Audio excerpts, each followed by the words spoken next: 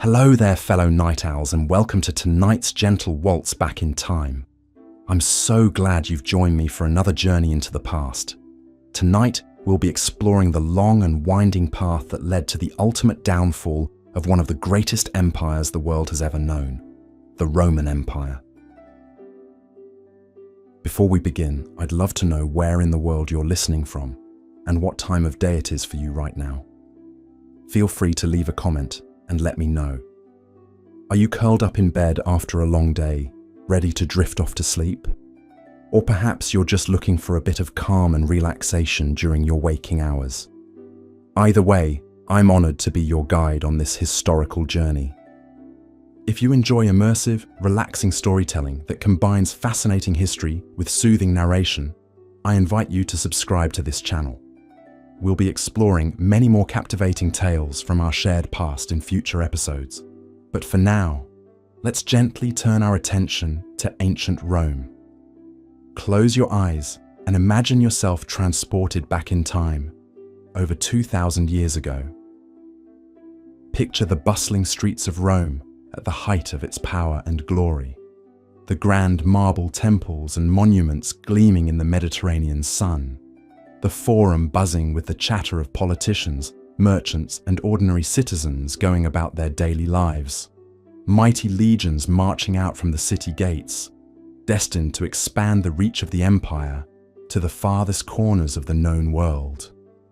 It must have seemed, in those golden years, that Rome would endure forever, that its wealth, its power, and its sheer indomitable spirit could never be broken. But even the mightiest of empires can fall, and Rome was no exception. The story of Rome's downfall is a long and complex one, spanning centuries of wars, political intrigues, economic upheavals, and seismic social and religious shifts. There was no single cause, no one fatal blow, but rather a slow unraveling as cracks formed in the very foundations of Roman power and prestige. Over the next few hours, we'll calmly meander through the winding history of Rome's decline, pausing to examine some of the key moments and figures that shaped its destiny. We'll meet emperors both wise and foolish, generals both valiant and vainglorious, and a vibrant cast of everyday Romans living through extraordinary times. So, make yourself comfortable, take a slow deep breath, and let the modern world fade away as we embark on our journey back through the mists of time to explore the twilight years of the once indomitable Roman Empire. Our story begins in the closing years of the 2nd century AD. On the surface, the empire appeared to be at the peak of its strength and stability. The frontiers were secure, the economy was thriving, and a series of wise and capable rulers known as the 5 Good Emperors had ushered in an era of peace and prosperity. But beneath this veneer of invincibility, cracks were beginning to show in the foundations of Roman power. These hairline fractures would eventually spider and spread until the once solid bedrock of the empire crumbled away entirely. One of the earliest warning signs was a slow but steady erosion of the authority and competence of the imperial office itself. For generations, the empire had been guided by a succession of rulers who embodied the sober discipline and civic-minded virtue that had long been held up as quintessentially Roman ideals. But as the 2nd century drew to a close, a new breed of emperor began to ascend the throne, men more interested in the trappings and pleasures of power than in the arduous work of governance. One of the most notorious of these new rulers was Commodus, son and heir of the revered philosopher king, Marcus Aurelius. Commodus came to power in 177 AD at the age of just 19. But while his father had been a paragon of wisdom and duty, Commodus was a vain and capricious youth who cared more for the adulation of the mob than for the weighty responsibilities of empire. He fancied himself a gladiator and would frequently descend into the arena to fight against terrified opponents who had been instructed to submit to the emperor's blows. He renamed Rome Colonia Commodiana, the colony of Commodus, and even rechristened the months of the year after his own various titles and honorifics. As Commodus indulged his whims and neglected the work of government, the once solid foundations of imperial authority began to crack and erode. The Senate, which had long served as a check on the excesses of emperors, found itself increasingly sidelined and ignored. The military, sensing the weakness at the heart of the empire, began to assert its own prerogatives. In 192 AD, after more than a decade of misrule, Commodus was finally assassinated in a palace coup. But his death did little to restore stability or integrity to the imperial office. In the coming years, Rome would be racked by a series of short-lived, often violently deposed emperors as various factions within the military and the Senate vied for control. This cycle of assassination and turnover reached a fever pitch with the rise of the Praetorian Guard, the emperor's personal bodyguard. Originally created to protect the emperor, the Praetorians soon became a king-making force unto themselves, installing and removing rulers almost at will in exchange for bribes and political favors. In the span of just 16 years, from 235 to 251 AD, no fewer than 20 emperors claimed the throne, many only for a matter of months before being dispatched by their own guards or by rival claimants. The once inviolable dignity of the imperial office had been reduced to little more than a hollow crown, to be bought, bartered, or seized by force.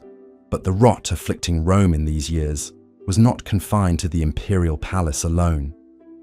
Even as the political foundations of the empire were fracturing, its economic underpinnings were beginning to crumble as well. For centuries, Rome's wealth and power had been sustained by a robust system of agriculture, trade, and tribute from conquered provinces. But as the 3rd century dawned, this once vibrant economy was showing signs of strain. In the countryside, centuries of intensive cultivation had begun to exhaust the fertility of the soil, leading to declining crop yields and the slow abandonment of once productive farms. In the cities, the debasement of the silver currency by a succession of cash-strapped emperors led to rampant inflation and a loss of confidence in the money supply. And on the empire's frontiers, the unceasing pressure of hostile tribes and rival powers was forcing Rome to pour ever greater resources into maintaining its borders. Resources that might otherwise have been invested in shoring up the economy at home. These mounting economic woes only added to the sense of drift and decay that was gradually pervading every corner of Roman society. The grand facade of the empire might still have looked imposing from afar. The legions still marched. The monuments still gleamed. But up close, the cracks in the foundation were becoming harder and harder to ignore. It would be a mistake, of course, to imagine that these cracks appeared all at once, or that their full implications were immediately apparent to those living through these troubled times. The decline of Rome was a slow and subtle process, unfolding across generations. Many Romans no doubt carried on with their daily lives much as they always had, tending to their trades and their families, celebrating festivals and mourning losses, largely insulated from the great currents of history shifting beneath their feet. But with the benefit of hindsight, we can see the seeds of Rome's ultimate downfall being planted in these years of creeping dysfunction and doubt. The once unshakable edifice of Roman power was already growing brittle, even as the empire continued to expand its frontiers and assert its might on the world stage.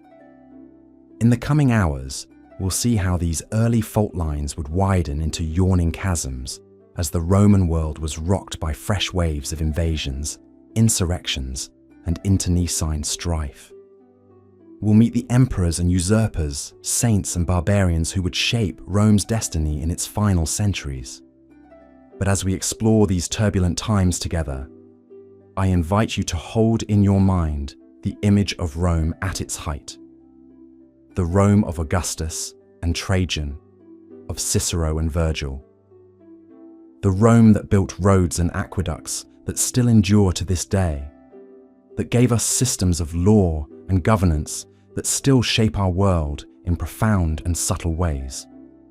That Rome, the eternal city on the seven hills, the caput mundi, the center of the world, can seem impossibly remote to us now, separated from our modern reality by an unfathomable gulf of years.